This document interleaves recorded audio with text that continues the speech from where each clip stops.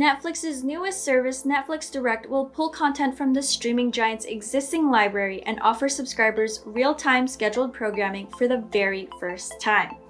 Well, not really, but you get it. Could this new feature solve streaming decision fatigue? Currently available to select subscribers in France and only accessible through the website, Netflix Direct is for subscribers who like the quote, lean back experience similar to standard broadcast and cable TV channels. Netflix said it chose France to test out the company's first linear channel because of how popular traditional TV still is there. Plans for a broader rollout of the service is expected across France in December.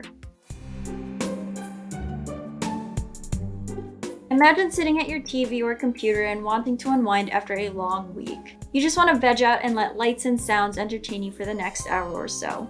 With traditional TV, you can just turn it on and flip through channels until something catches your eye.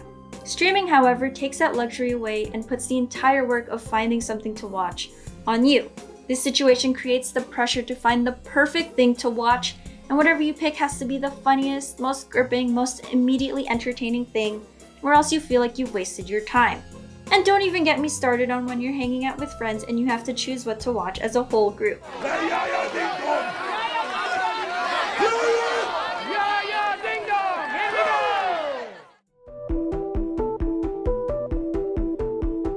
One problem this new feature could solve is the paradox of choice, aka that anxiety that washes over you as you try to pick something to watch out of a large library of options. Coined by psychologist Barry Schwartz, this situation is summarized in his book, The Paradox of Choice: Why More is Less, as quote, choice is absolutely fundamental to well-being.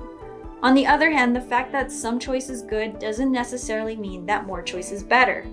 There's a cost to having an overload of choice. As a culture, we are enamored of freedom, self-determination, and variety.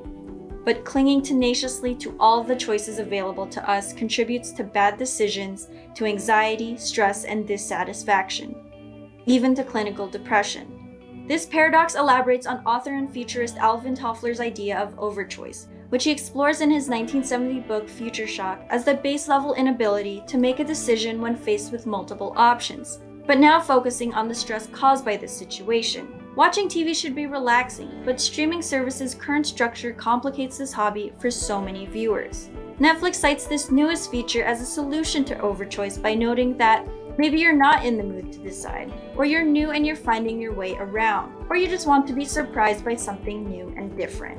Basically, choice is good, but as the old saying goes, there can always be too much of a good thing.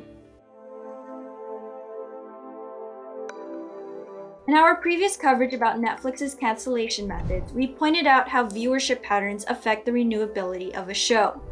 In addition to the relieved psychological burden off of viewers, Netflix Direct could also bring more eyes to various originals that weren't immediate hits. Should Netflix decide to not only program with popular shows and movies, but also more under the radar or low viewership offerings, could audiences see more of their favorites not only avoid the chopping block, but also thrive?